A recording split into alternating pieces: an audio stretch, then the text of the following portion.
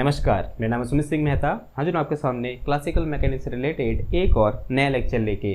आज का हमारा है लेक्चर नंबर 39 और आज के इस लेक्चर का हमारा टॉपिक क्या रहने वाला है। हमारा टॉपिक है kinetic energy of rotational motion. जैसा कि हम सब जानते हैं काइनेटिक एनर्जी क्या होती है।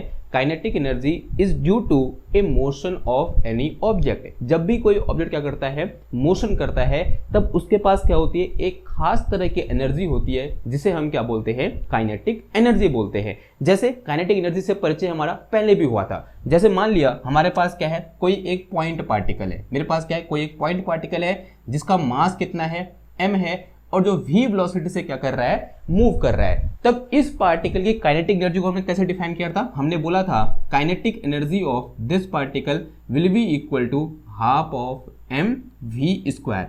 तो इस तरीके से हमने क्या किया था, इसको डिफाइन किया था। अब अगर मेरे पास क्या हो, एक पार्टिकल न होकर कोई क्या हो, एक ऑब्जेक्ट हो, या बोल सकते हैं अरेंजमेंट ऑफ पार्टिकल हो। मान लिया मेरे पास क्या है, यहाँ पर एक ब्लॉक है। अब ध्यान देने वाली बात यह है कि ये जो पार्टिकल है कैसा मोशन कर रहा है, ट्रांसलेशनल मोशन कर रहा है। कैसा कर रहा है, ट्रांसलेशनल मोशन हो रहा है। यहाँ पर कैसा मोशन हो रहा है, ट्रांसलेशनल मोशन। सिमिलरली मान लिया मेरे पास यहाँ पर क्या है, एक ब्लॉक है जिस ब्लॉक का मास कितना है, कैपिटल M है, और जो v वेलोसिटी से क्या कर रहा है, मूव कर रहा है। तब इसकी काइनेटिक एनर्जी को हमने कैसे डिफाइन किया था, हमने सबसे पहले क्या किया था, इसका सेंटर ऑफ मास फाइंड किया था। बिकॉज ये क्या है, एक ऑब्जेक्ट है, ये कोई एक पॉइंट पार्टिकल नहीं है। और ये जो फॉर्मूला होता है ये किसके लिए होता है, पॉइंट पार्टिकल के लिए होता है। तो हम क्या करेंगे इस केस में, इस पूरे ऑब्जेक्ट के मास को एक पॉइंट पर कंसंट्रेटेड है ऐसा हम अज्यूम करेंगे, और उस पॉइंट को हम क्या बोलते हैं, सेंटर ऑफ मास बोलते हैं। मान लिया ये क्या है, इसका सेंटर ऑफ मास है, और जो सेंटर ऑफ मास की वेलोसिटी है मान लिया वो कितनी है,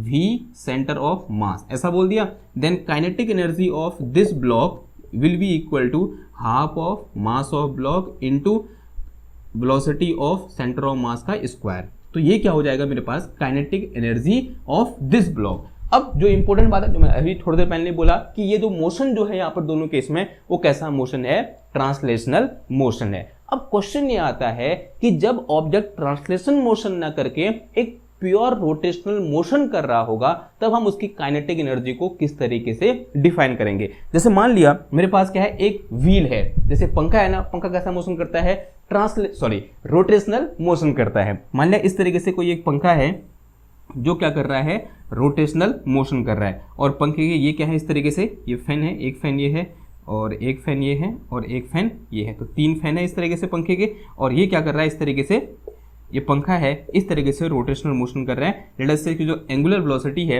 वो कितनी है, ओमेगा है। अब देखो क्वेश्चन जो हमारे पास, अगर मैं इसकी काइनेटिक एनर्जी निकालना चाहूँ, निकालना क्या है, kinetic energy of this object which is doing rotational motion. अगर मैं ट्रांसलेशनल मोशन वाले फॉर्मूले से इस मोशन के लिए काइनेटिक एनर्जी फाइंड करना चाहूं, तो एक बार देखते हैं कि वहां से आंसर क्या निकल के आता है। तो ये क्या है, कोई एक पॉइंट पार्टिकल तो है नहीं, कोई पॉइंट तो है नहीं, ये क्या है, एक ऑब्जेक्ट है। और किसी ऑब्जेक्ट की जो काइनेटिक एनर्जी होती है वो कितनी होती है, ये होती है, यानी 1/2 मास इंटू क्या आ जाएगा, velocity of centre of mass का होल स्क्वायर। अब ये क्या है, एक पंखा है, और उस पंखे का सेंटर ऑफ मास कहाँ होगा, ऑब्वियस सी बात है इसके एक्सेस ऑफ रोटेशन में होगा। अब इसके सेंटर ऑफ मास की लीनियर वेलोसिटी कितनी है, बताओ। ये पंखा है आपका, और ये पंखे मतलब आपकी छत पर पंखा लगा हुआ है, और ये पंखे किस एक्सेस के अबाउट, ऐसे वर्टिकल एक्सेस के अबाउट पंखा क्या कर रहा है, इस तरीके से रोटेट कर रहा है। और उस एक्सेस में क्या होगा, उसका सेंटर ऑफ मास कंसंट्रेटेड होगा। तो उस सेंटर की जो लीनियर वेलोसिटी है वो कितनी होगी, बताओ जरा। ऑब्वियस सी बात है, 0 होगी। तो इस केस में जो v सेंटर ऑफ मास निकल के आया वो कितना निकल के आया, 0 निकल के आया। अगर v centre of mass equal to 0 है, इसका मतलब क्या हुआ कि जो काइनेटिक एनर्जी है इसकी वो कितनी निकल के आई, 0 निकल के आ गई। क्या ऐसा पॉसिबल है, क्या ये जो यहाँ पर चीज निकल के आई उससे आप एग्री करते हो कि इस ऑब्जेक्ट की काइनेटिक एनर्जी कितनी है, 0 है? नहीं। काइनेटिक एनर्जी की डेफिनेशन बचाओ। काइनेटिक एनर्जी क्या होती है, energy due to motion of any object. क्या ये ऑब्जेक्ट मोशन नहीं कर रहा है, आंसर है कर रहा है। हाँ, ट्रांसलेशनल मोशन नहीं कर रहा वो अलग बात है, रोटेशनल मोशन तो कर रहा है, आंसर हाँ जी कर रहा है। अगर ये रोटेशनल मोशन कर रहा है तो इसके पास 100% काइनेटिक एनर्जी होगी।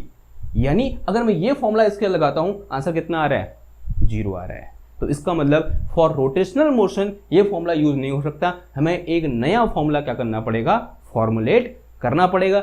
अब वो फॉर्मूला क्या होगा, वही आज का क्या रहने वाला है, हमारा एम रहने वाला है। ठीक है, तो फटाफट से क्या करो, यहाँ आपने हेडिंग डाल दी होगी। अब क्या करते हैं, formula of kinetic energy in rotational motion. ठीक है, तो इसको ऐसे रहने देते, इधर बनाने की कोशिश करते हैं। ठीक है, तो मान लिया मेरे पास क्या है, कोई एक रिजिड बॉडी है, एक अच्छा अजम्पशन लेके चलते हैं कि हमारे पास क्या है, कोई एक रिजिड बॉडी है और वो क्या कर रही है, किसी एक फिक्स एक्सेस के अबाउट रोटेट कर रही है। तो इस तरीके से मैंने मान लिया कि ये क्या है, मेरे पास यूं करके एक रिजिड बॉडी है। ठीक है, एक चाबी का छल्ला मान लो। ठीक है, इस तरीके से क्या है, ये रिजिड बॉडी है और जो क्या कर रही है, एक मैंने यहाँ पर एक्सेस ड्रॉ कर रही हूँ करके, और this axis is rotational axis, और जो मेरा पूरा ऑब्जेक्ट है वो क्या कर रहा है, इस एक्सेस के अबाउट रोटेट कर रहा है। लेट अस से इसकी जो एंगुलर वेलोसिटी है वो कितनी है, ओमेगा है। नाउ अब मुझे क्या करना है, इस ऑब्जेक्ट की काइनेटिक एनर्जी क्या करनी है, फाइंड करनी है। अब कैसे फाइंड करेंगे, अब इसकी काइनेटिक एनर्जी फाइंड करने के लिए सबसे मैं पहले क्या कर रहा हूँ, इस पूरी रिजिड बॉडी को छोटे छोटे पॉइंट में क्या कर रहा हूँ, डिवाइड कर दे रहा हूँ। लेट अस से ये जो पूरी रिजिड बॉडी है वो किससे मिलकर बना हुआ है, पॉइंटों से मिलकर बना हुआ है। मान लिया एक पॉइंट यहाँ पूछते हैं पार्टिकल से मिलकर बना हुआ है। ठीक है, और एक पार्टिकल मान लिया मेरे यहाँ पर है, एक पार्टिकल मान लिया यहाँ है। लेट अस से इस पार्टिकल मैंने 1 बोल दिया, इसका मास कितना है, m1 है, माना इसका मास कितना है, m2 है। एक पार्टिकल यहाँ बोल दिया, इसका मास मान लिया कितना है, m3 है। आई होप आपको दिख रहे होंगे। ठीक है, दिख नहीं भी रहे, मैं मुंह से बोल रहा हूँ तो समझ में आ रहा होगा। ठीक है, सिमिलरली एक पार्टिकल मैंने यहाँ बोल दिया, लेट अस से इसका मास कितना है, m4 है, माना एक पार्टिकल मैंने यहाँ बोल दिया, माना इसका मास कितना है, m5 है। सिमिलरली एक पार्टिकल मैंने यहाँ मान लिया, लेट अस से इसका मास कितना है, m6 है। और ऐसे ही यहाँ पर क्या है, n नंबर ऑफ पार्टिकल हैं या फिर n नंबर ऑफ पॉइंट्स हैं जिससे ये पूरी रिजिड बॉडी क्या हुई है, मिलकर बनी हुई है।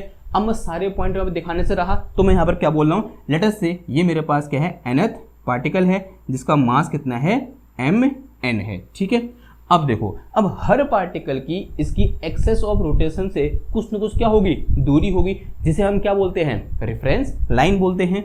मान लिया इस पार्टिकल की जो रेफरेंस लाइन है वो कितनी है, r1 है, इसकी कितनी है, r2 है, इसकी कितनी है, r3 है। और ये बात ध्यान देनी है कि रेफरेंस लाइन क्या होती है, एक्सेस ऑफ रोटेशन पर परपेंडिकुलर होती है। ठीक है, और इसकी कितनी मान लिया हमने, इसको मैंने r4 बोल दिया, इसकी मैंने कितनी बोल दिया, r5 बोल दिया, और सिमिलरली इसकी कितनी मैंने क्या बोल दिया, मैंने r6 बोल दिया, और सिमिलरली इसका मैंने कितना बोल दिया, rn बोल दिया। ठीक है, बिकॉज यहाँ पर n नंबर ऑफ पार्टिकल से मिलकर बना हुआ है और इसकी पोजीशन क्या हो जाएगी, यहाँ से rn हो जाएगी।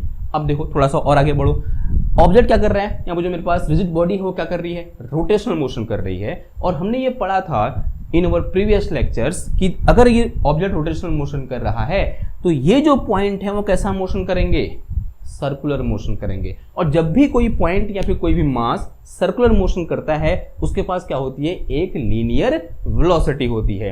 तो यहाँ पर हर पॉइंट की क्या होगी, कुछ न कुछ लीनियर वेलोसिटी होगी। अगर मैं किसी एक पॉइंट को उठाऊं, माने ये m3 पॉइंट है, या फिर इसको उठा दूं मैं m5 वाले पॉइंट जिसका मास कितना है, m5 है, इस पॉइंट को उठा रहा हूँ। ठीक है, तो ये पॉइंट क्या करेगा, इस तरीके से रोटेट कर रहा है, तो इस तरीके से क्या कर रहा होगा, ये एक सर्कुलर पाथ में रोटेट कर रहा होगा। और यहाँ पर मान लीजिए लीनियर वेलोसिटी है वो कितनी है, v5 है।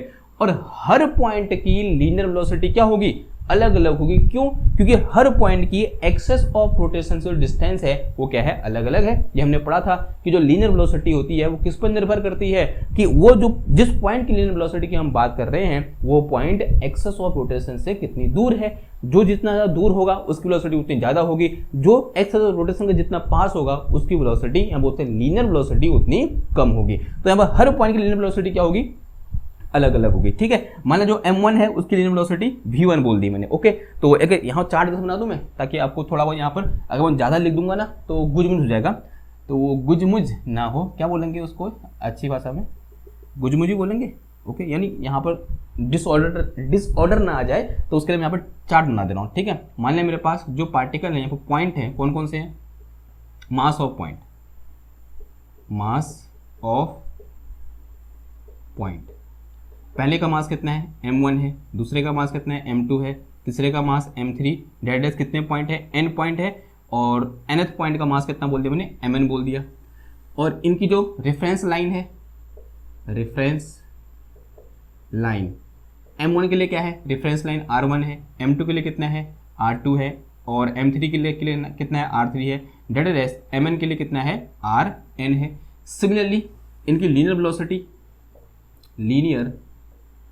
वेलोसिटी कितनी है बताओ, इसकी कितनी है मैंने मान लिया V1 है, इसकी कितनी बोल दिया मैंने V2 बोल दिया, इसकी कितनी बोल दिया मैंने V3 डैश, इसकी कितनी बोल दिया मैंने Vn बोल दिया। अब हर पार्टिकल की एंगुलर वेलोसिटी भी होगी कुछ ना कुछ, होगी नहीं होगी, आंसर हाँ जी होगी। बताओ हर पार्टिकल की एंगुलर वेलोसिटी कितनी होगी, अगर मैं यहाँ किसकी बात करूँ एंगुलर वेलोसिटी की बात करूँ तो हम सब जानते हैं ईच पॉइंट है सेम एंगुलर वेलोसिटी, हर पॉइंट जो एंगुलर वेलोसिटी होगी वो क्या होगी सेम होगी। तो इसकी अगर ये ओमेगा है तो इसकी भी कितनी होगी ओमेगा, इसकी भी कितनी होगी ओमेगा, इसकी भी ओमेगा डैश और इसकी भी कितनी होगी ओमेगा होगी। ठीक है, बात समझ में आ गई। तो ये चार्ट क्या हो जाएगा हमारे लिए हेल्पफुल हो जाएगा आई की कैलकुलेशन करने के लिए। अब क्या करूंगा मैं इंडिविजुअल पार्टिकल की काइनेटिक एनर्जी निकालूंगा और फिर क्या कर दूंगा इस पूरी बॉडी की काइनेटिक एनर्जी निकालने के लिए सबको ऐड कर दूंगा। नाउ अगर मैं यहाँ से क्या निकालूं kinetic energy of m1 particle, यहाँ बोलते हैं मास m1, जो मेरे पास m1 मास का पार्टिकल है या पॉइंट है, अगर मैं इसकी काइनेटिक एनर्जी निकालूंगा तो यहाँ से k1 इक्वल टू कितना देगा बताओ, k1 equal to this will be, ये फॉर्मूला लगा दूं पॉइंट के लिए तो ये होता है formula, this will be equal to half of m1 v1 square. Similarly k2 equal to क्या आ जाएगा बताओ, k2 will be equal to half of m2 v2 का square. Similarly k3 equal to कितना आ जाएगा, this will be equal to half of m3 और v3 का स्क्वायर एंड सो ऑन। आप ऐसे आई बोलोगे ठीक है, तो एंड सो ऑन अगर मैं क्या निकालूं यहाँ से kn निकालूं then kn will be equal to half of mn और यहाँ क्या आ जाएगा vn का स्क्वायर निकल के आ जाएगा।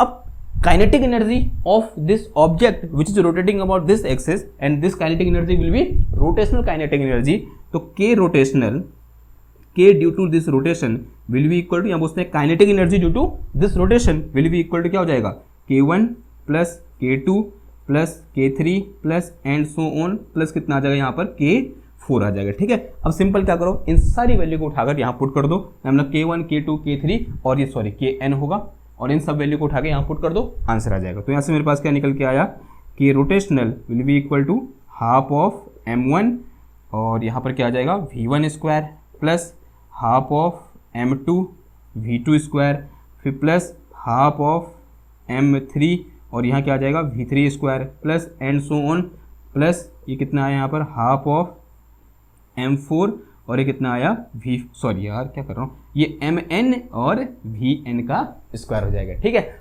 ओके। अब इस पूरी चीज़ को मैं छोटे से फॉर्मूला लिख सकता हूँ बाय यूजिंग समेशन साइन। तो यहाँ से मेरे पास k rotational will be equal to क्या आ जाएगा ये समेशन ऑफ 1/2 और ये मेरे पास कितना आया mi और vi का स्क्वायर और i कहाँ से कहाँ होगा i इक्वल टू 1 से लेकर n तक, ऐसा लिख सकते हैं हम इसको। और इसी को थोड़ा सा अगर मॉडिफाई करूँगा मैं इसको ये लिख सकता हूँ क्या कि दिस 1/2 को बाहर ले आऊँ मैं या फिर ऐसे रहने दो, बाहर ला सकता हूँ वैसे रहने दो ऐसे। ठीक है, इसको मैं ऐसे लिख सकता हूँ k rotational will be equal to खाली i लिख दो इसके नीचे i, दिस इज 1/2 बिकॉज मुझे पता है i कहाँ से कहाँ है mi टू vi का स्क्वायर, ऐसा कुछ हो जाएगा। तो this is my formula of rotation kinetic energy of this rigid body. अब यहाँ पर एक समस्या है, क्या मुझे यहाँ पर हर पॉइंट के लिए ए लीनियर वेलोसिटी पता है?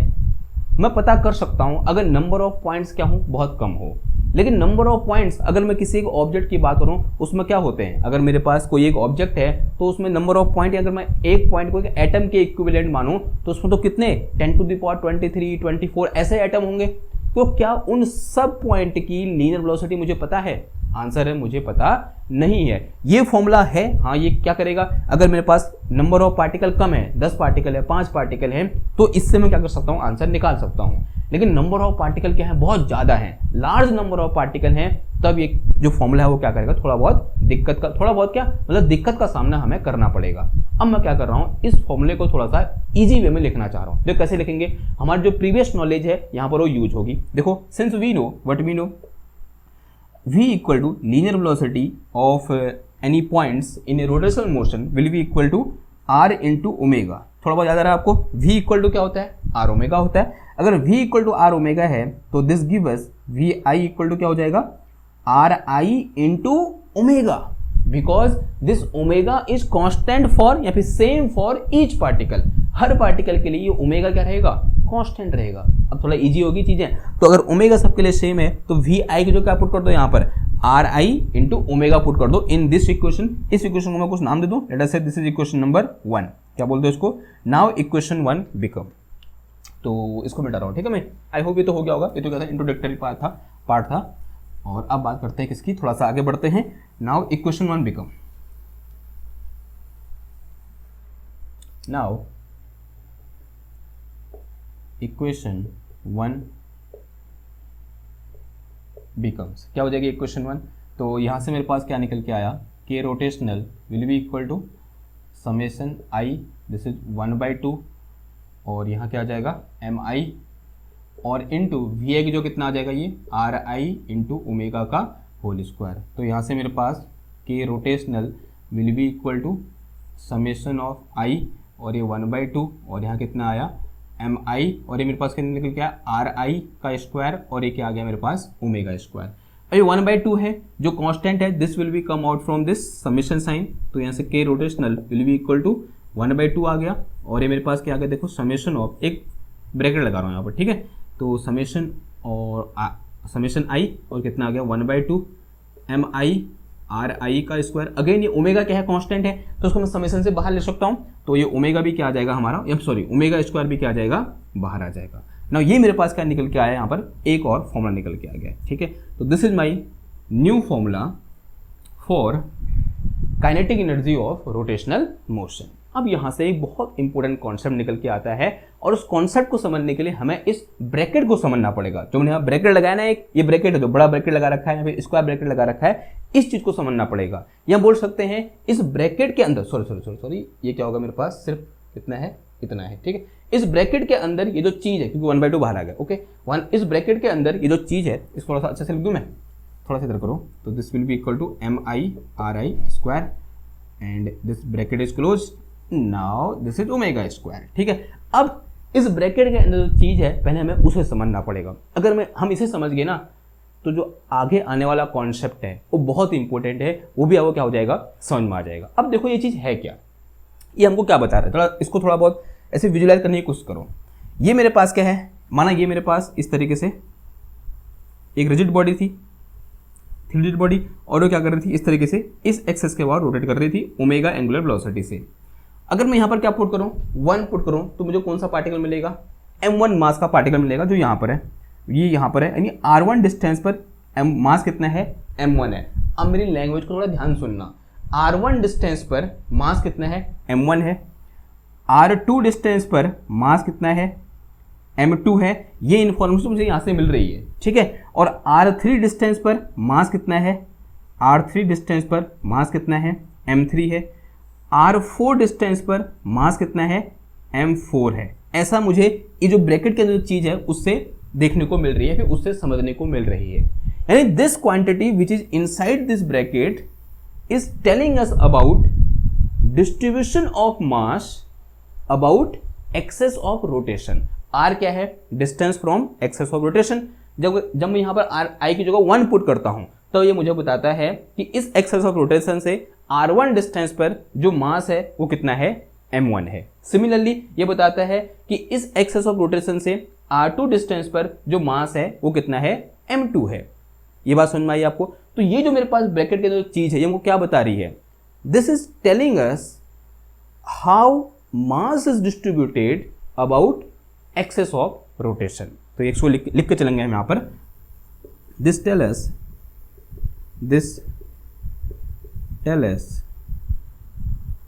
इन विच वे, या फिर how mass is distributed, mass of body is distributed about excess of rotation,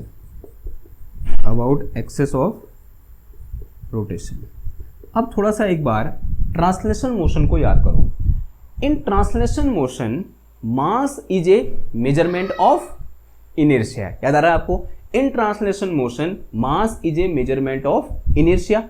और यहां पर ये जो मेरे पास ब्रैकेट के अंदर चीज है ये किसको दिखा रही है कि किस तरीके से मास एक्सेस ऑफ रोटेशन के अबाउट क्या है डिस्ट्रीब्यूटेड है। इसका मतलब क्या हुआ, या फिर यहां से एक नाम निकल के आया, या फिर जो ब्रैकेट में ये चीज है इसको हमने एक नाम दिया, and that name is rotational inertia. जब हम किसकी बात कर रहे हैं, ट्रांसलेशन मोशन की बात कर रहे थे, तो वो जो मास था वो किसका मेजरमेंट था? इनर्शिया का मेजरमेंट था। और ये जो ब्रैकेट के अंदर चीज है किसको दिखा रही है कि किस तरीके से मास इस एक्सेस ऑफ रोटेशन के अबाउट क्या है, डिस्ट्रीब्यूटेड है। तो इस पूरे जो ब्रैकेट में जो चीज है इसको नाम क्या दे दिया गया? Rotational inertia. इसका एक और नाम है मोमेंट ऑफ इनर्शिया। तो this thing which is inside bracket is known as rotational inertia. जो मेरे पास कितना है? Summation of I, this is MI/RI square, this thing is called rotational inertia. क्या बोलते हैं हम इसको? रोटेशनल इनर्शिया बोलते हैं, ठीक है। या फिर इसका एक और नाम है क्या? Moment of inertia, moment of inertia. आई बात समझ में, ठीक है। तो this is our moment of inertia, या बोल सकते हैं rotational inertia, and it is represented by I. इसको हम किससे रिप्रेजेंट करते हैं? आई से क्या करते हैं? रिप्रेजेंट करते हैं। ध्यान देना, this is represented by I. तो इसका मतलब now in this equation, now say it is some equation number 2। इस इक्वेशन नंबर 2 में मैं क्या कर सकता हूं? ये जो ब्रैकेट के अंदर चीज है इसको मैं आई से क्या कर सकता हूं? रिप्लेस कर सकता हूं, ठीक है। आई बात सुन, तो कर दो फिर आई से रिप्लेस इसको।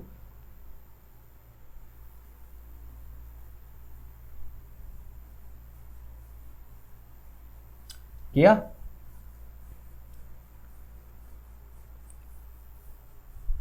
ये हो गया था ना इधर का? मैंने पूछा भी नहीं, आई होप हो गया होगा यार, ठीक है, क्योंकि बहुत टाइम से लिखा हुआ है वो। अब देखो फिर, तो क्या करो, इस आई को उठा के कहाँ पुट कर दो? इधर पुट, यानी ये वैल्यू को उठाकर यहाँ से इधर पुट कर दो।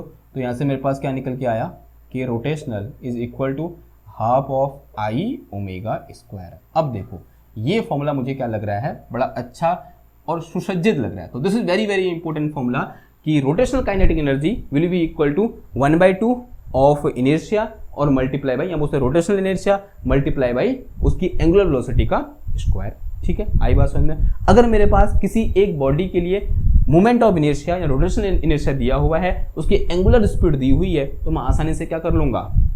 उसकी रोटेशनल काइनेटिक एनर्जी फाइंड कर लूंगा। अब एक चीज और देखो, since we know in translation motion, ये किसके लिए? रोटेशनल मोशन के लिए। इन ट्रांसलेशन मोशन के ट्रांसलेशन इज इक्वल टू क्या होता है?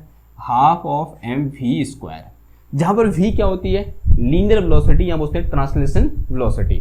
1/2 यहां क्या है? मास है, और यहां क्या है? मोमेंट ऑफ इनर्शिया है। इसका मतलब क्या हुआ? ट्रांसलेशन मोशन में जो रोल कौन अदा कर रहा है? ये मास अदा कर रहा है। वही रोल इन रोटेशनल मोशन कौन प्ले करता है?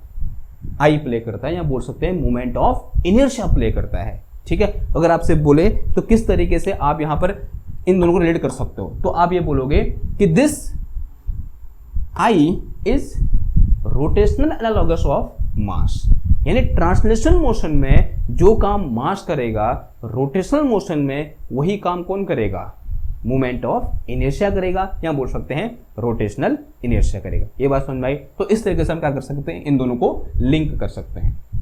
अब थोड़ा बहुत एक आध पॉइंट रोटेशनल इनर्शिया के बारे में जान लेते हैं। इंपॉर्टेंट पॉइंट या बोलते हैं कमेंट ऑन आई,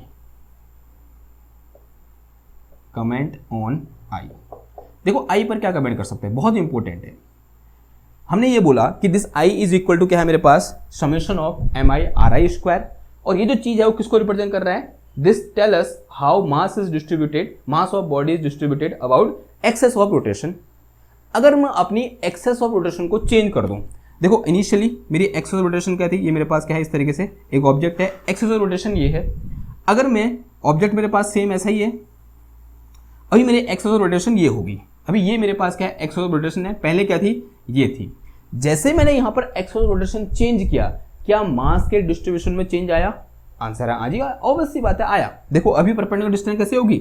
ऐसे होगी, ये होगा परपेंडिकुलर डिस्टेंस, और इस केस में कैसी थी? ऐसे थी।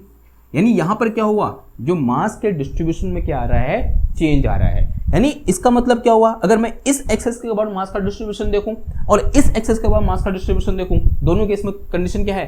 अलग अलग है। इसका मतलब क्या हुआ कि दोनों केस में मोमेंट ऑफ इनर्शिया क्या होगा? अलग अलग होगा। तो about different axis of rotation moment of inertia of body will be different. तो अलग अलग एक्सेस ऑफ रोटेशन के लिए मोमेंट ऑफ इनर्शिया की वैल्यू क्या होती है? अलग अलग होती है। आप इसको फील कर सकते हो। मान लिया हमारे पास क्या है? एक रॉड है, एक रॉड का छोटा रूप है। माने मेरे पास एक लंबी रॉड है लोहे की, ऐसे लंबी रॉड है किसकी? लोहे की। ऐसे मान लो, एग्जाम्पल के लिए समझो, माना मेरे पास इस तरीके से एक लंबी सी रॉड है, ओके, और ये आयरन से मिलकर बनी हुई है। आप जिम जाते होगे ना, जिम होती रॉड, एक जिम में एक रॉड होती है ऐसे उठाने वाली, तो वो रॉड मान लो, ठीक है, एक लंबी रॉड है यूं करके जिम वाली ना। सबसे पहले आप क्या कर रहे हो, इस रॉड को आप इस एक्सेस के अबाउट क्या कर रहे हो, रोटेट करा रहे हो, इस तरीके से क्या करा रहे हो, रोटेट करा रहे हो। आपने पकड़ा रॉड को ऐसे रोटेट कराया, ऐसे पकड़ा और आपने देखा उसको, आप उसको इस तरीके से अपने अंगूठे की हेल्प से क्या कर रहे हो, रोटेट कर पा रहे हो। आपने ऐसे पकड़ा है रॉड को, यूं करके पकड़ा है अपने हाथ में और ऐसे किया और रॉड का करके आसानी से रोटेट कर दी, किसके अबाउट, इस एक्सेस के अबाउट, ऐसे करके। नाउ नेक्स्ट केस में क्या कर रहा हूं, सेम रॉड है, उसके मास में मैंने कोई चेंज नहीं कर रखा, ध्यान देना, उसके मास में मैंने कोई चेंज नहीं किया है, लेकिन एक चेंज किया है मैंने, इस केस में एक्सेस ऑफ रोटेशन चेंज कर दी। Now this is our axis of rotation, ये क्या इसके सेंटर से एक्सेस जा रही है इस तरीके से। अभी मैंने इसको ऐसे पकड़ा है यूं करके, ठीक है, अब उसको ऐसे घुमाना चाह रहा हूं। Now I want to rotate in this way, तो इस तरीके से मैं इसको रोटेट करना चाह रहा हूं, ये इसका एक्सेस ऑफ रोटेशन है, और इस तरीके से ऐसे मैं रोटेट करना चाह रहा हूं यूं करके। अभी यूं करके देखो, ये है ना रोड, और ऐसे रोटेट करना चाह रहा हूं। अब बताओ आपको ज्यादा एफर्ट किस केस में लगाना पड़ेगा।